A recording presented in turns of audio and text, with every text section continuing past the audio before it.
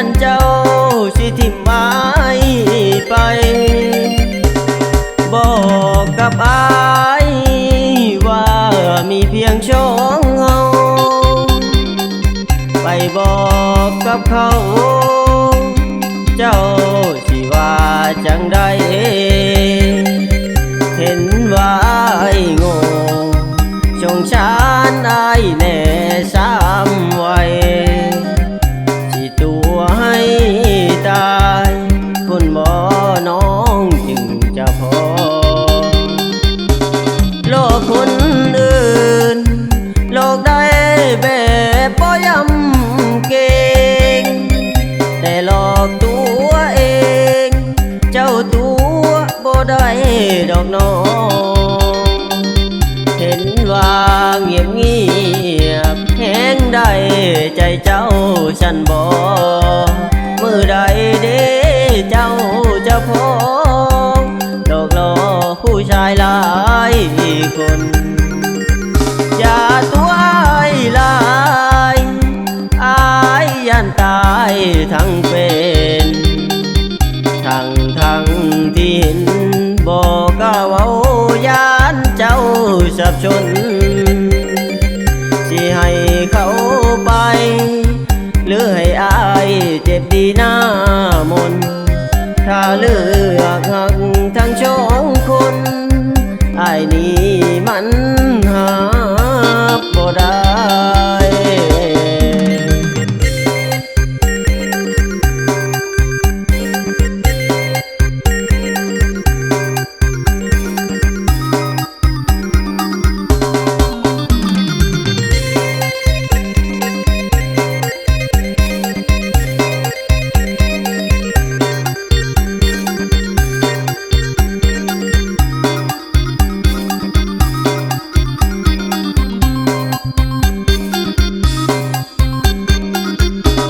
โลกคนอื่นโลกได้แบบบ่ยำเก่งแต่หลอกตัวเองเจ้าตัวบ่ได้ดอกน้องเห็นว่าเงียบเงียบแห้งได้ใจเจ้าฉันบ่มือใดเด้เจ้าจะพอดอกล้อผู้ชายหลายคนอย่าตัวลายอายยันตายทั้งเป็นทั้งที่เห็นบอกก้าวเอายานเจ้าสับชนสิให้เขาไปหรือให้อายเจ็บดีหน้ามนถ้าเลือกหักทั้งสองคนอายนี้มันหาบ่ได้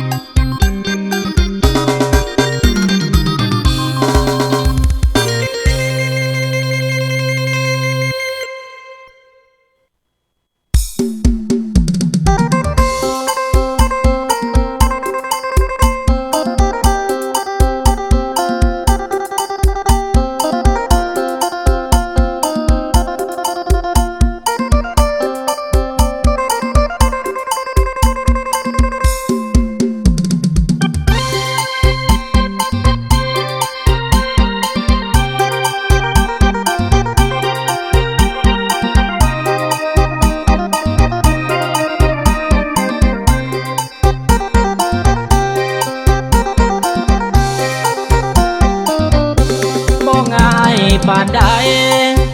ตัดใจจากน้องคนดีเลิกกันมาก็หลายปีแต่ไอ้นี่ยังลืมบ่ได้ ความผิดน้องสร้างมัน เกินสิให้อภัยตัวอ้ายนับถือบ่ได้แต่หัวใจอ้ายยังบ่ลืมเที่ยวเข้าหาเหล้ากินเมาแห้งกินฮอดนางบ่มีมือใดที่จางหากนางบ่มีวันลืมยามพ่อหน้าเขาความฮักมันแห้งดูดซึมมันแห้งฮักเดิมลืมน้องบ่ได้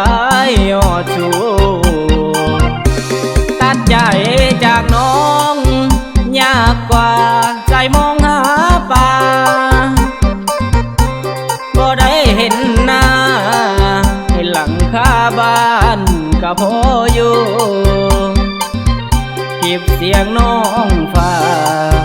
ข้อความอ้ายยังเบิ่งอยู่กับเสื้อคู่สองเฮาเคยซื้อมาไว้บ่ง่ายปานใดการทำใจ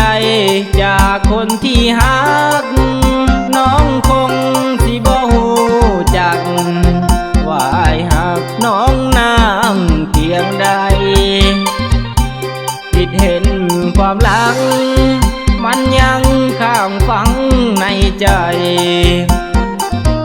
บ่หูมือใดที่ตัดใจ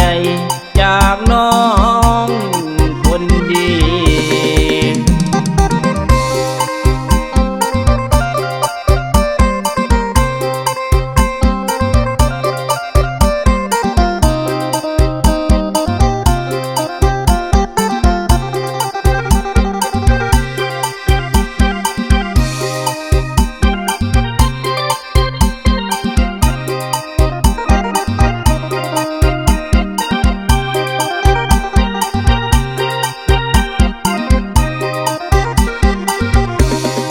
ใจจากน้องยากกว่าใจมองหาป่าบ่ได้เห็นหน้าเห็นหลังคาบ้านก็พออยู่เก็บเสียงน้องฝากข้อความอ้ายยังเบิ่งอยู่กับเสื้อคู่สองเฮาเคยซื้อมาไว้บ่ง่ายปานใดการทำใจจากคนที่ฮักน้องคงสิบ่ฮู้จักว่าอ้ายฮักน้องน้ำเพียงใดคิดเห็นความหลังมันยังข้างฝังในใจบ่หูมือใดที่ตัดใจจากน้องคนดี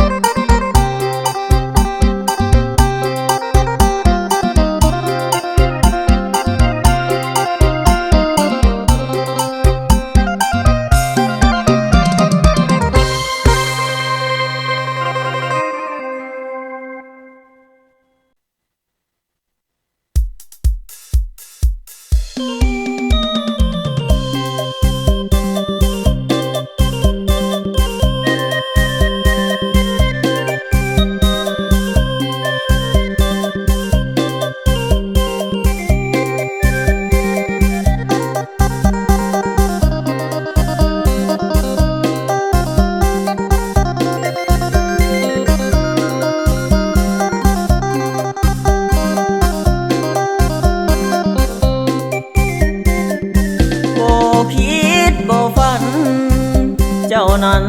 ชีควงเข้ามาอายยังมีค่าอยู่ในสายตาน้องบ่ควงเข้ามาใช่เหยียบใจอายคักแท้น้องอายดีบ่พอหรือน้องอยากมีคนใหม่เขาดีชำ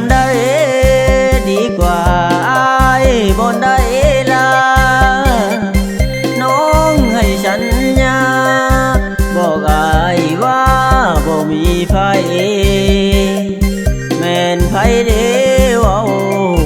สิฮักอายตลอดไปสัญญาเจ้าลืมจังได้ถ้าไผจอกใจให้ฟ้าผ่าตายบ่มีความหมายอยู่ในสายตาน้องแล้วเหมือนดังกับแก้วแตกแล้วจนชินชาลายคืออ้ายหักน้องเนื้อทองจนเป็นบ้าตายไปพบผู้มีเงินหลายลืมอายฉันบ่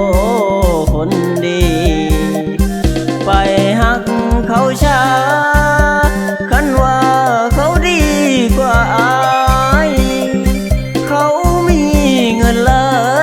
ยชวนอายคนจนบ่มีเหตุผลของน้องคืออยากได้แฟนหนุ่มเศรษฐีคนจนคืออายบ่มีคนดีที่ไว้กลางทาง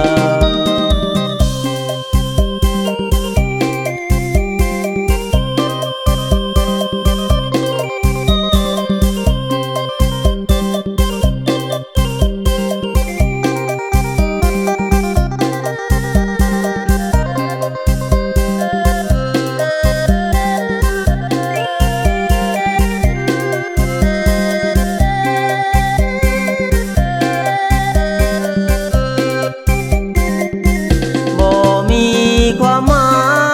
ยอยู่ในสายตาน้องแล้วเหมือนดังกับแก้วแตกแล้วจนชินชาลายคืออ้ายหักน้องเนื้อทองจนเป็นบ้าตายไปพบผู้มีเงินหลายลืมอายฉันบ่คนดี